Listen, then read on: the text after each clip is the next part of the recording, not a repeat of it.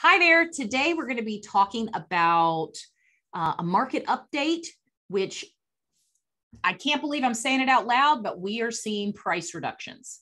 So I'm sure you're seeing it too. Now on the hot sheet, we're starting to see price adjustments or price reductions. I'm seeing them all over Facebook as well. I knew this day was coming. I just wasn't sure how exactly it would look. There was always the chance as we were sort of riding this roller coaster up of home values, there was going to be a point where the market would shift slightly.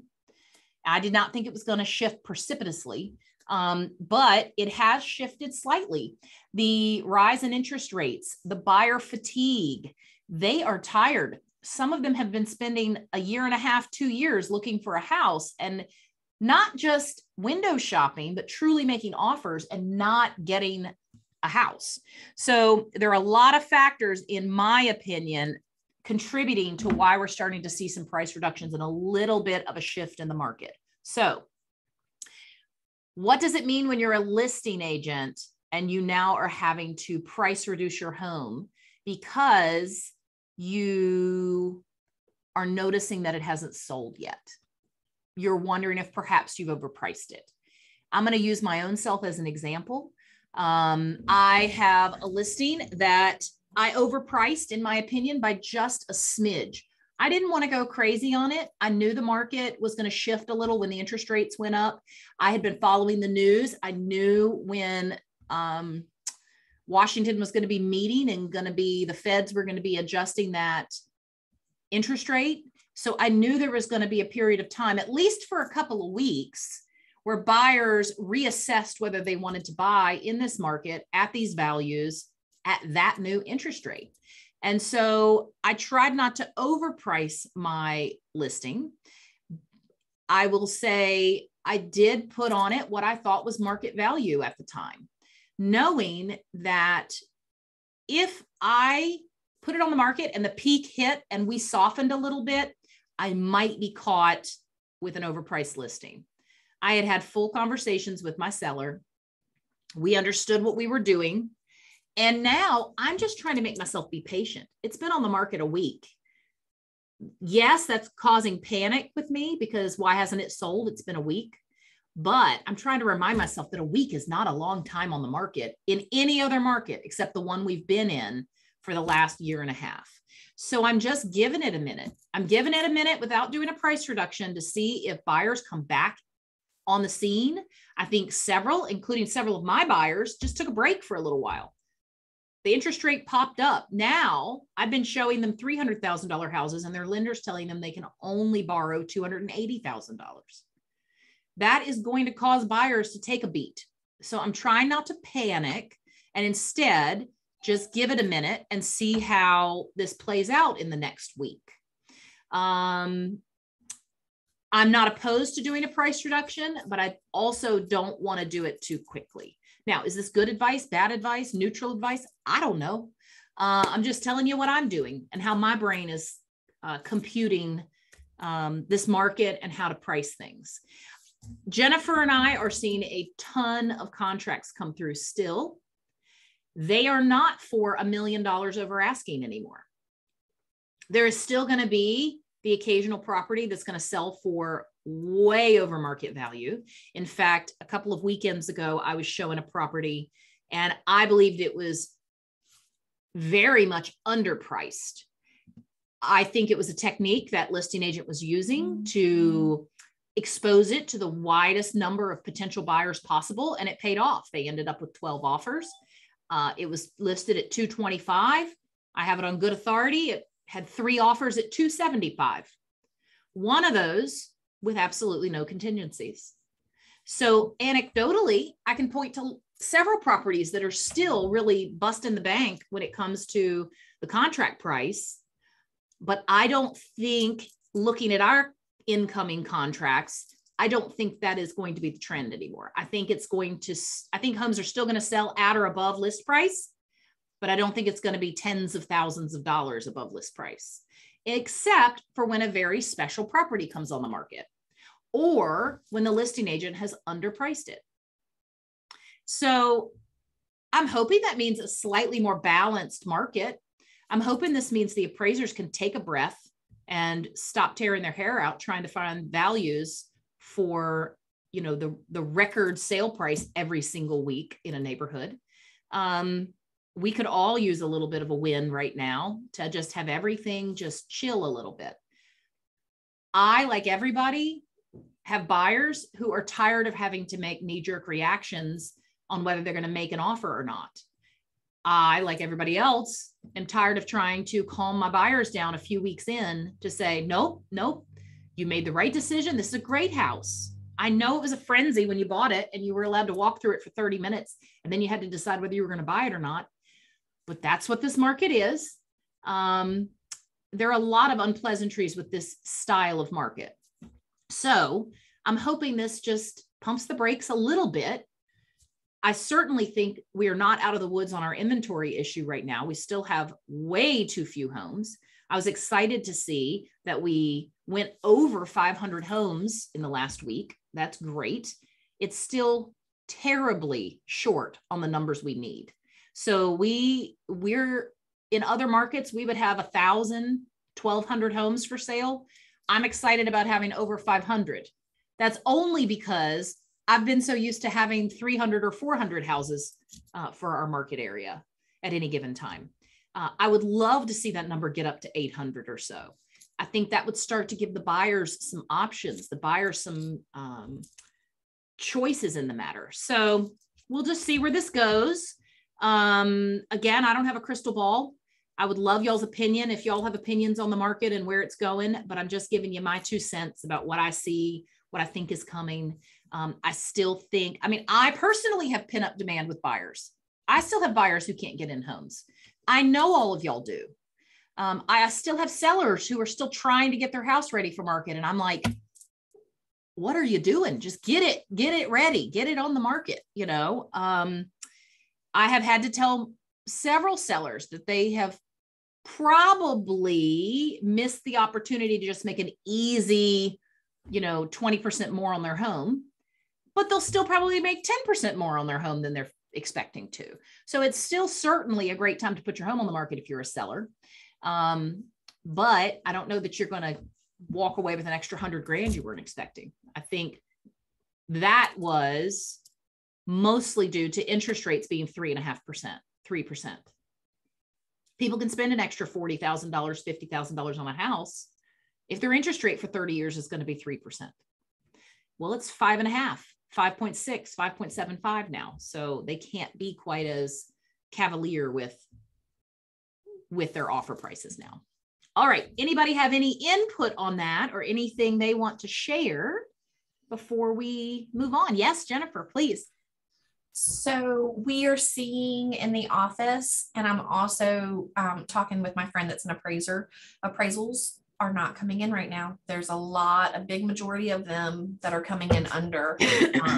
So that's definitely a sign that things are softening and that crazy way over asking price is going to go away because the appraisals aren't coming in. And as we're cutting checks, we're having to make adjustments from the original contract price to the new, what it actually closed at. And some of them are pretty significant. So just keep that in mind. If you've done your comps and you think it's already on the high end, you better have that conversation with your people because appraisals are not coming in. So that's just my 2 cents.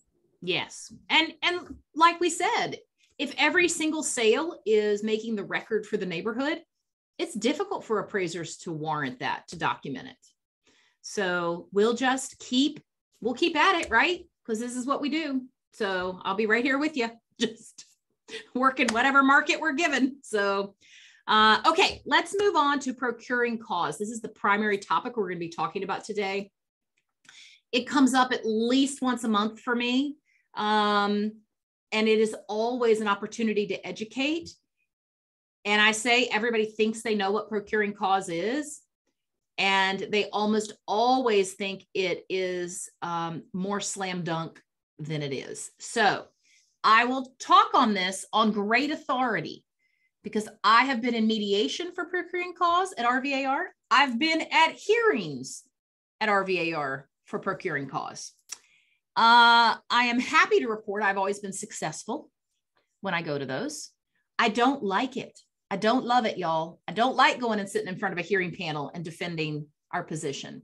I will do it. And y'all know me well enough to know I will win, but I don't enjoy it. And there are so many things we can do ahead of time to prevent ourselves from getting to mediation or arbitration over procuring cause.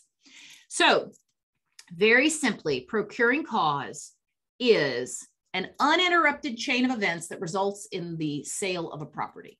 Okay. So where do we find procuring cause? It almost always is in regards to commission. An agent thinks they're owed another agent's commission because they found the property, or they had the client, or they were the procuring reason why these buyers bought that property. Okay, that's the most common occurrence is we get a call before, during, or after a transaction, and somebody says, hey, I just want you to know, and you may get the call, I just want you to know, those were my clients before they were your clients, and I showed them that house, and I see that you've closed on it now, so I would like half of your commission, 3/4 of your commission, all of the commission. And then I get the panicked phone call, and I just have to say, okay, let's go through it and figure out how this happens. So I'm going to give you a couple of examples, and the answers may surprise you. Okay. One example, and these are true, is after closing. And there are several brokers in town who do not go after procuring calls until after it has closed. Okay. So you don't even know there's going to be a procuring cause claim against you until after you have closed on the property. And that was this case. It had closed, and then the agent at the other firm called the Wainwright agent and said, hey, I met those buyers at the open house I was holding. I showed them the property they bought before you were even introduced to them. So we would like all of the commission. Well, of course, the agent called me, and we started picking apart the timeline of events. And if you've ever done one of these with me, you're going to know I'm immediately going to say, okay, please put together a timeline for me, because you're going to try to get it all out of your brain. And what I needed is I need you to download your brain onto paper so that we have a true timeline of events that I can then have a file about this thick, where I've got your exclusive right to represent buyer agreement form. I've got your chain of emails with your client, because I'm trying to establish evidence that the purchase of that home was not solely from that original agent showing them or sending them this property. Okay. So in this case, the agents at the other firm said, we met them at an open house. That house was not the one for them.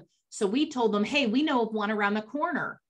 And one of the team members left the open house with these customers. They were customers because they had not signed an exclusive right to represent buyer agreement with them. Took these customers around the corner to the other available home that was not their listing, and showed them this home, talked to them about the home, gave them contact information for a lender who this buyer did use, got them pre-qualified, wrote up an offer for them on that home, emailed them the offer for them to review later that evening, including an exclusive right to represent buyer agreement. And then the client said, oops, I forgot XYZ agent at Wainwright was our agent last time we bought a house, so we're going to call him up. So they called up the Wainwright agent, and they said, hey, Wainwright agent, hey, Jennifer, will you help us buy this house? And Jennifer said, sure, be happy to help you buy that house. Took them back over there, showed them the house, took them to see another one in the neighborhood so that they could compare. Talk to them about comparative market values, talk to them about offer prices, strategies, got the pre-qual letter, submitted the offer, got it accepted and closed. After closing, those original agents came back and said, we want all your commission, because they wouldn't have known about that property except for us. We showed them the property. We connected them with a lender. That lender pre-qualified them. The lender closed the loan. They bought that house. So we went to arbitration, and this was my first experience with arbitration with procuring cause. And I have to tell you, I was like, ooh, doesn't look good, but let's give it a try, right? And I learned so much. I learned that there is no, oh, that is procuring cause, that is not procuring cause. I also learned that the hearing panel are expertly trained on what procuring cause is and is not. And if memory serves, the whole reason why we won was because even though the offer was almost identical to the one that had been drafted for them by that first client, our agent took them to see other properties. How can you say that their minds were made up if he was showing them other properties, if they were requesting to see other properties? That broke the chain that would have been definitively, yes, that was an uninterrupted chain of events. It was not an uninterrupted chain of events. And even if the offer that was written was identical to the one that they had drafted up with the original folks, they never represented them. So they had not earned a buyer commission, but they were going after procuring cause, a portion or all of the commission earned by the buyer's agent. But that buyer's agent going ahead and doing the full job meant that the chain was broken, and therefore those original agents lost, and we won, and we were able to retain our commission. Okay. Now, before I go on to the next example, which is a little different, I want to see if anybody has any questions about that or wants to poke any holes in any of that. And I'm going to try to remember because it was like 10 years ago. I thought you were going to say because they had a buyer's agreement and that was the whole deal. No, because procuring cause has nothing to do with representing them. Now, would they have had a violate? Well, this is before we had to have agency in writing prior to a substantive conversation about a specific property. So nowadays, they would have been in trouble for not securing an agency agreement in writing, right? But back then, that was not necessarily the case. And the buyer's agreement is what, I guess what I'm saying is procuring cause doesn't necessarily have to be because you represented them as their exclusive agent. They could have had a non-exclusive right to represent buyer agreement signed, and they could have wandered off to my agent and had a claim on procuring cause. Because procuring cause is, I'm the reason they bought that house, not you. And I think you'll I'm going to tell you a different story where even though I don't believe the agent was procuring cause, they were able to essentially blackmail us into a referral fee because we would have had a code of ethics violation on our hands had we not acquiesced and given them a referral fee.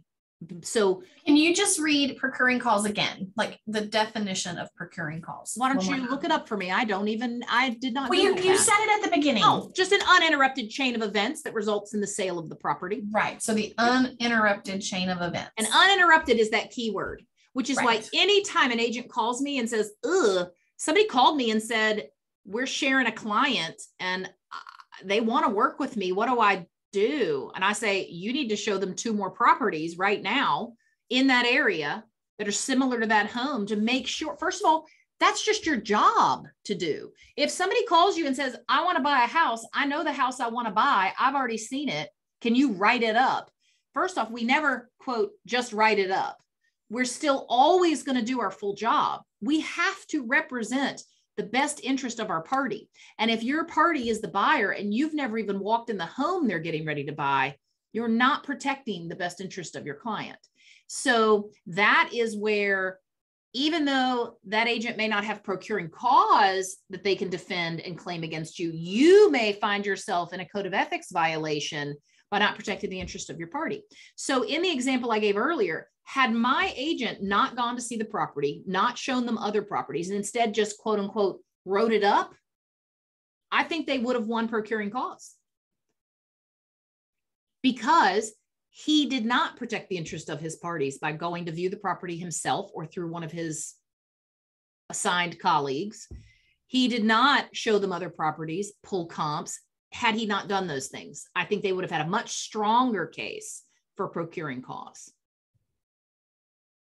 So when the hearing panel is sitting there, they're just basically, you know, the two parties, there's going to be checklists on either side.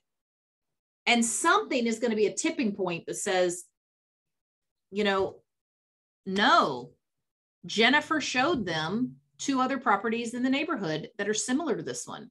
Jennifer ran fresh comparatives for them and gave them a CMA. Jennifer counseled them on which of those houses would be best for them.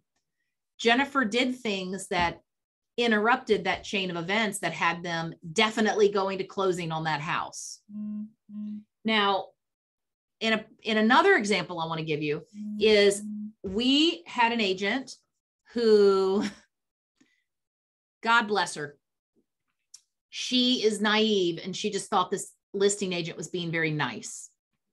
Okay. I want this to be a red flag to you if this happens. Her clients knew the sellers.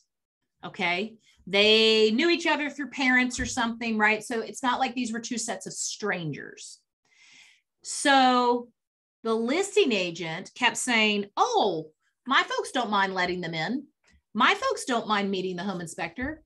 I don't mind, as the listing agent, meeting the termite inspector.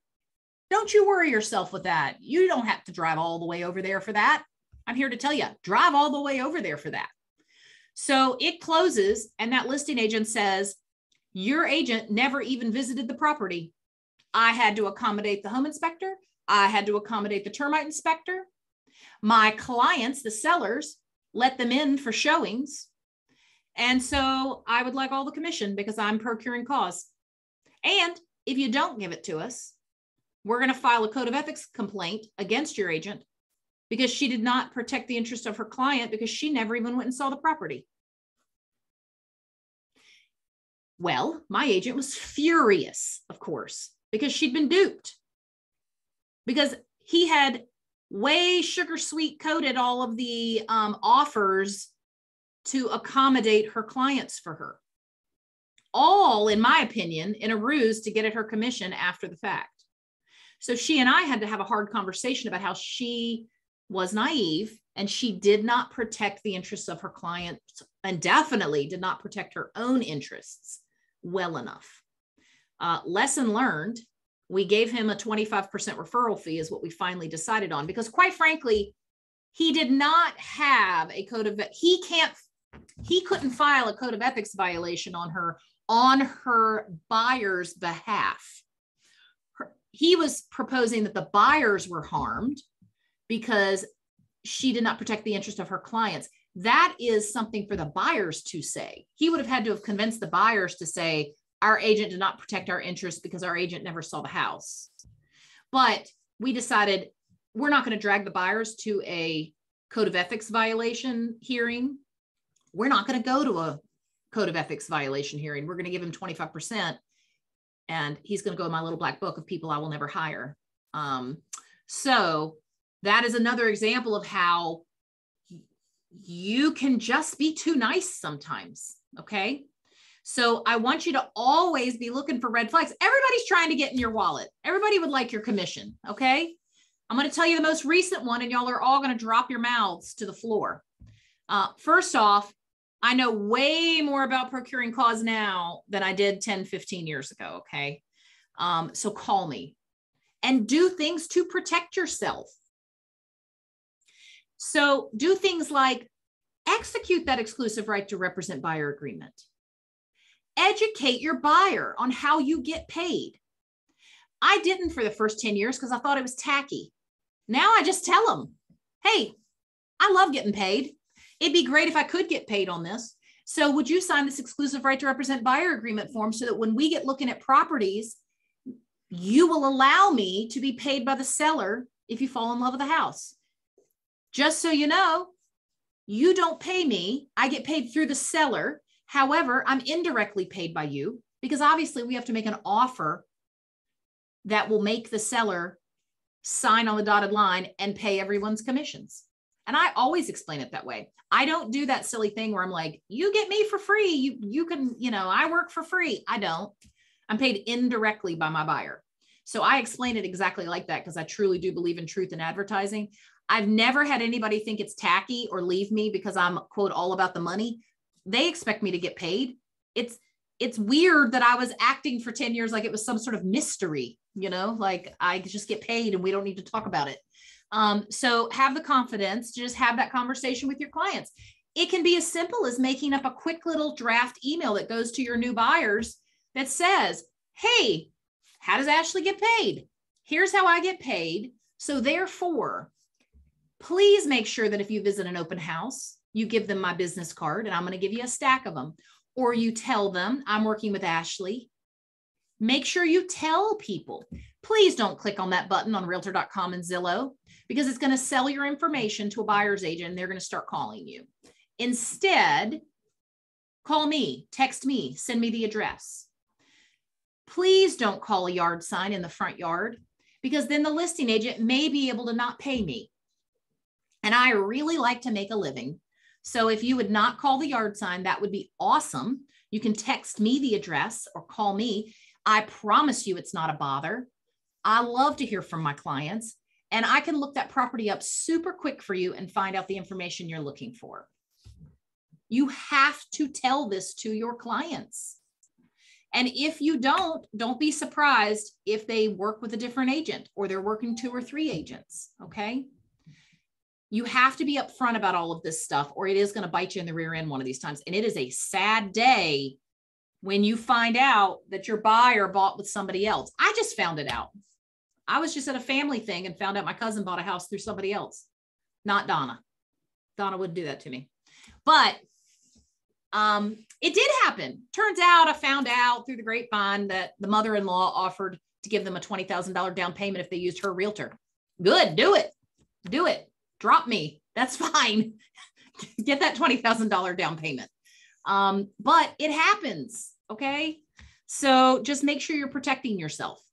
So let's talk about my most recent one. I got a phone call 2 days ago from an agent at another firm who knows, she knows what procuring cause is, but she does not. And this is how it went. Our agent's buyers wanted to go walk a building lot. So they went on, they didn't want to quote unquote bother their agent. Okay. Which you have to tell them it's not a bother. Bother me, please. I'm happy to give you information. And you have to educate them what those buttons online do when they click them. Okay. So these buyers who already were working with our Wainwright agent clicked one of those buttons online on the property listing, thinking they would get the listing agent. That's what everybody thinks. That's what those platforms want you to think because they want people to click them so that they can sell the data to a hungry agent. So they clicked the button and they got this other agent who was purchasing leads. And this other agent who called me 2 days ago says, hi, yes, I'd be happy to give you information on that building lot.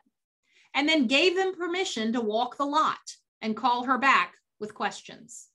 Now, she may or may not have called the listing agent and gotten permission for those folks to walk that building lot. I hope she did, because otherwise it's unauthorized access, even though it's just a building lot. Okay. So the buyers walked the lot and then she just started hounding them, calling them. Let's make an offer. Can I hook you up with a builder? Great. That's her job. They were a lead. She failed to say, are you working with an agent? And they would have said, yes, we're working with Jennifer at Wainwright. Okay. In my opinion, she could have a code of ethics violation for trying to poach someone else's client. Okay.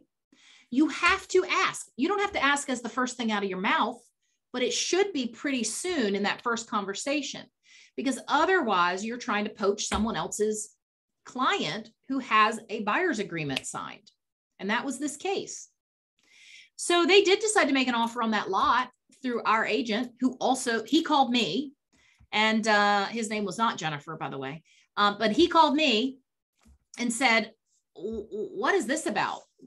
She's saying she's gonna, she wants 50% of the commission because she's procuring cause, that I can work the clients, but she wants 50% for being procuring cause. I said, nonsense. First of all, have you shown the property to them? And he said, yes. He said, I met them out there and we walked the lot.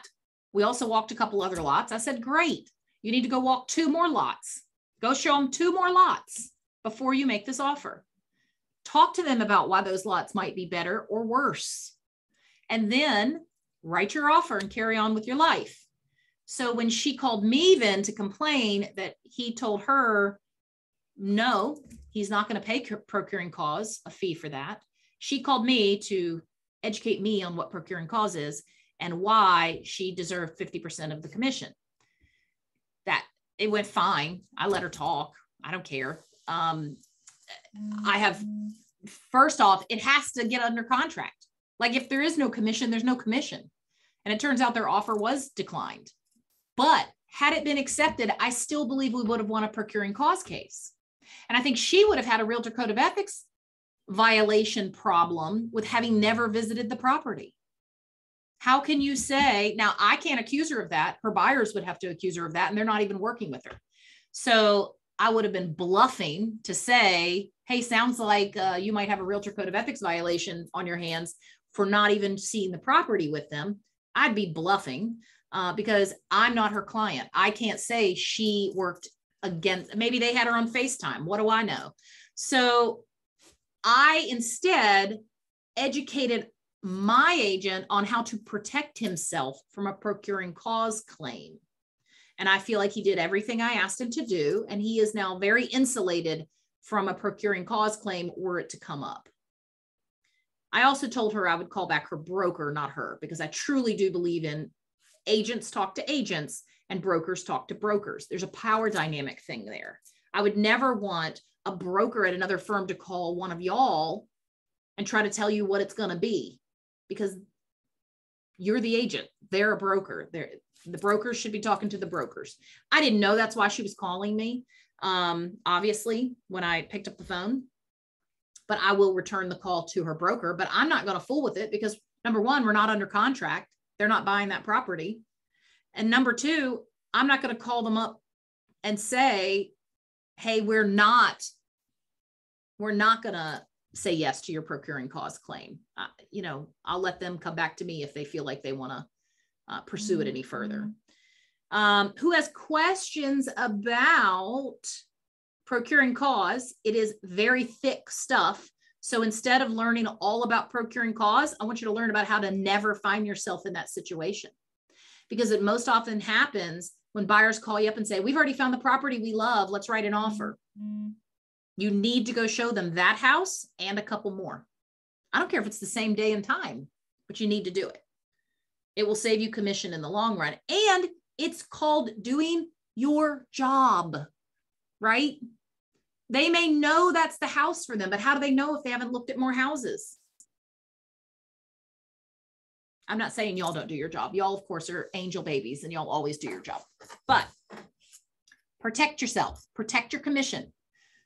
Yes, Lisa. I'm so happy to be here.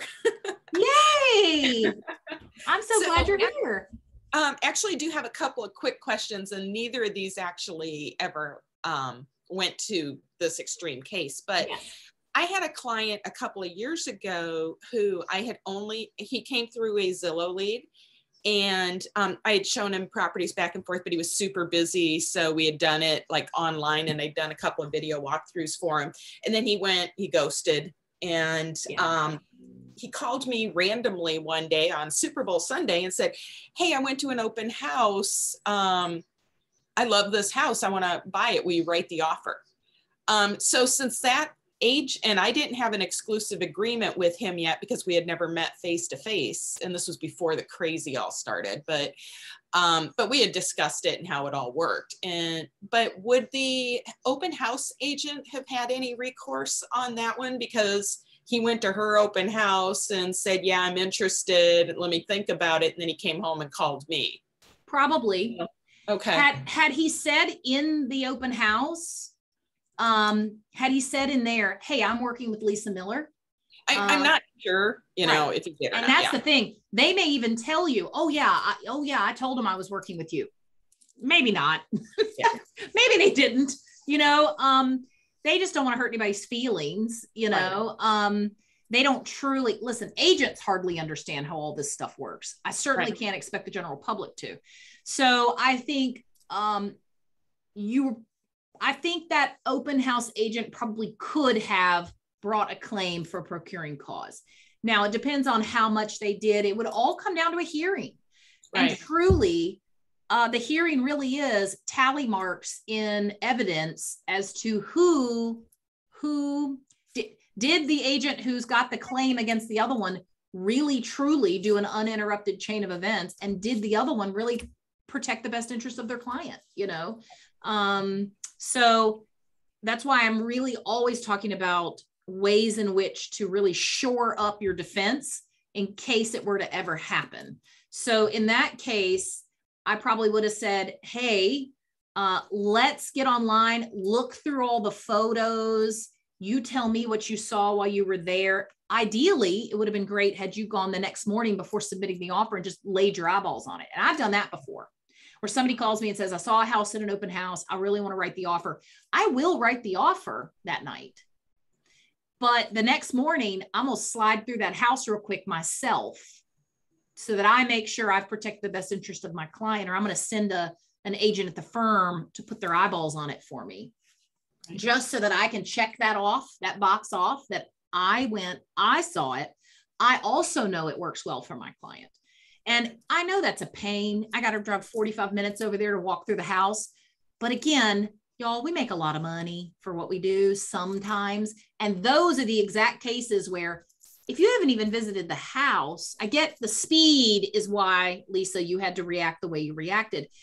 But certainly I have the time, money, and energy to drive 45 minutes to walk through a house that I'm going to sell to somebody. So I try not to, when agents want to tell me like, but it was 45 minutes away. And I'm like, yeah, I know. You got to go do it anyway. You just got to go, you know?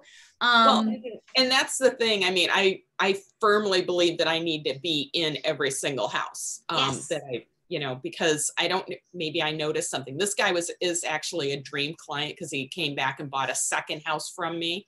Yeah. Yeah. And so I think that's pretty good. But yeah, he literally said, yeah, this is how much it is. I want to pay this much. And this is when I want to close. And this is it. It's like, okay. And we had never even met face to face, and offers were being presented within like 3 hours on Super Bowl Sunday. So I'm like, okay, well, let me go ahead and do this. And everything went fine. Like I said, I, lucked out, but I didn't know if that would have been. I do have a second one that's a little different. How does that work on the seller side? Like I had actually gone to an appointment, gave them a list of everything, that we needed to do for the house done. He asked me to send him all of the documents in the mail. They were getting ready to leave the country. And he said, get everything to me. It may be 30 days or so before I'm ready to do this. I got his whole packet. And 28 days later, they listed with somebody else. And it was like, shit, I know. I did exactly what you asked me to do. Yep. And you implemented everything I told you to do. And then you go ahead and list. And I don't know how that other person did it. I would never say anything to him because, hey, it's my fault for not getting the signature on the line. But well, and at least they used one of our fellow realtors, right? I've done that multiple times, that it ends up a for sale by owner.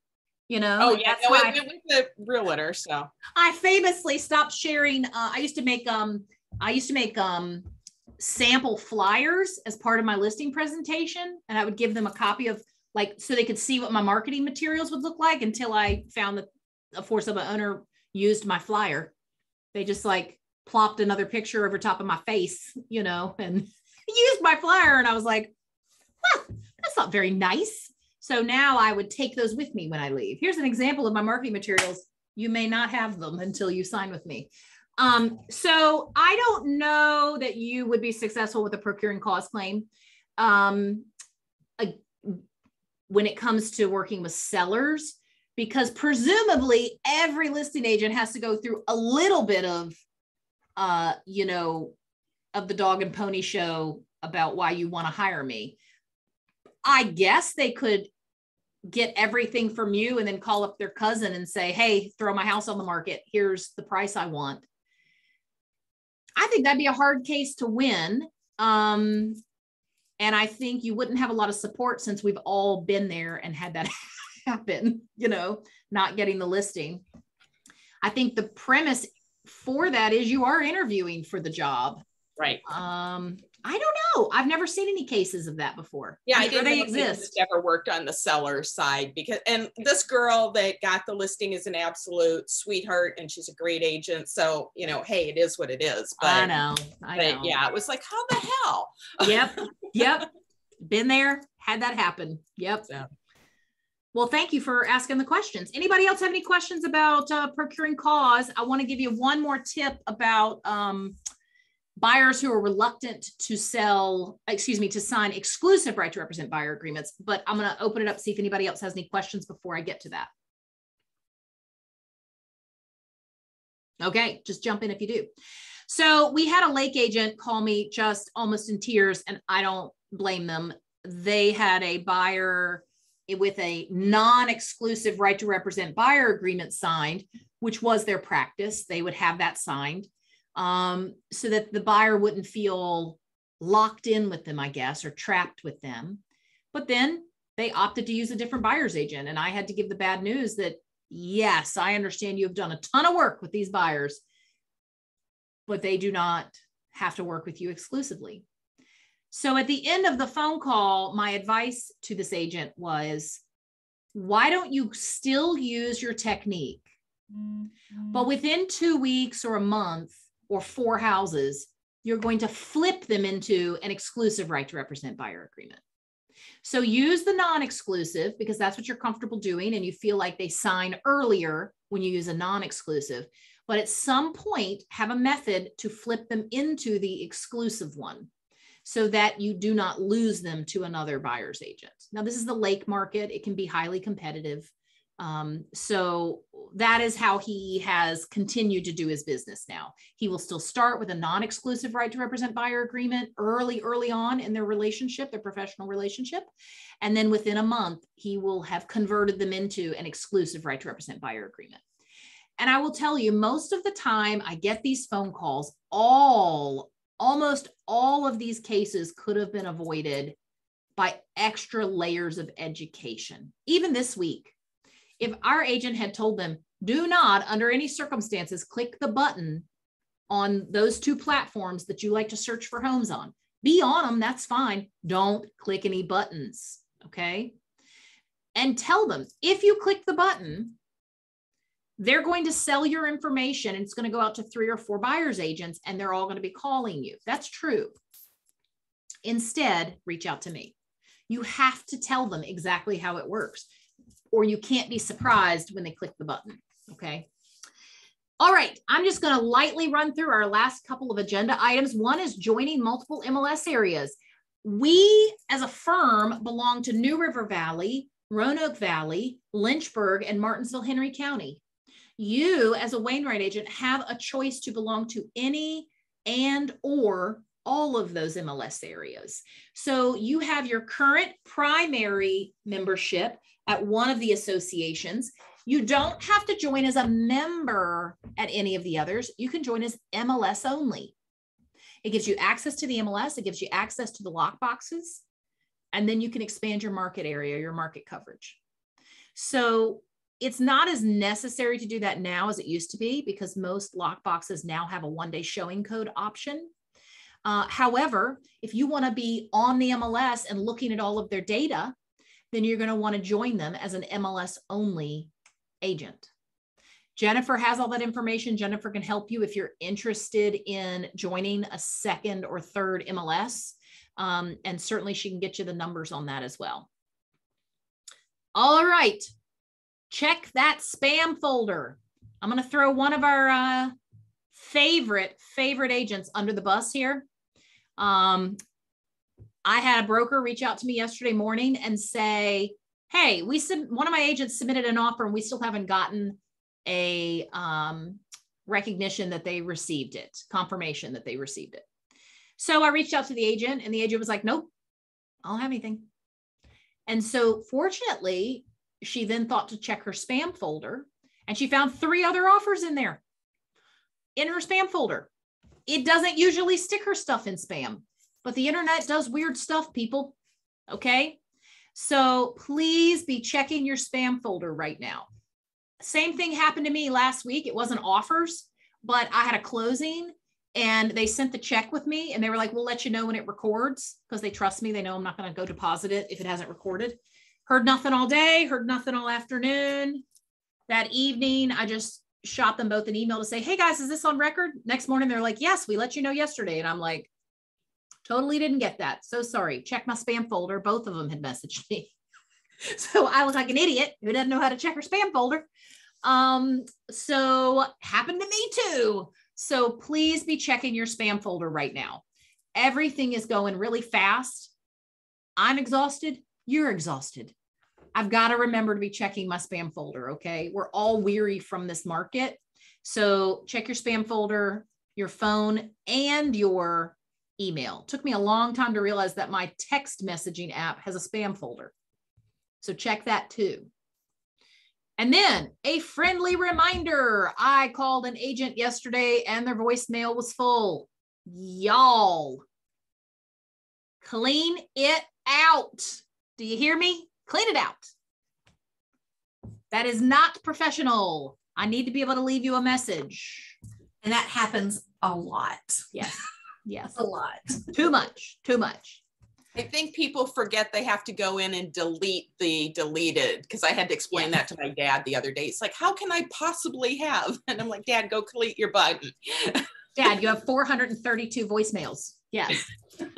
Yes. All right. That's all I have for you guys today. I really am glad y'all were here with me. This will go up on the YouTube channel and y'all can watch it again when you want to